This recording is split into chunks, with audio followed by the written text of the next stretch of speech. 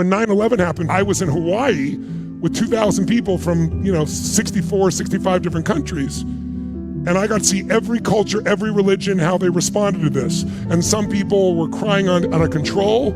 Some people thought it was the end times. Some people were trying to encourage people. Some people were literally saying, this is retribution. I mean, it was like a war in this room. It was a microcosm of the macrocosm. And then I walked around the room, I got the greatest education of my lifetime. Because I listened to people, and I remember the first group I went into, there was this woman who had a very thick accent. She didn't sound like she was from America, and she was just so angry as she spoke. Spit was coming out on people. I said, ma'am, can I ask you a question? I can feel your upset and your anger, obviously. I said, but I'm just curious. I said, do you live in America? She said, no. I said, well, do you have friends or family here? She said, no. I said, how often do you get angry? Why do you ask that? I said, well, by your reaction, I'm not judging you, I'm just curious. She goes, well, I guess I'm angry a lot. I go to the second group, people are talking. There's a woman there that's a nurse from New York City, New Jersey, and she's crying uncontrollably, and she's talking about how guilty she feels because we can't get off the island, and she knows there's not enough nurses, and she should be there to help save people.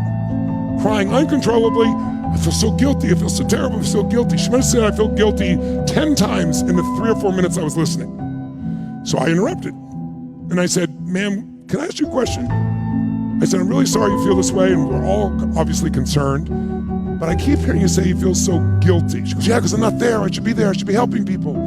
I said, I understand, but we're here. And I said, how often do you feel guilty? She goes, what do you mean? I said, like once a year, once a month, once a week, every day, multiple times a day? She thought for a second, she goes, well, I feel guilty a lot. And what I began to realize was something I'll never forget and I want you to hear. I got the greatest lesson of my life.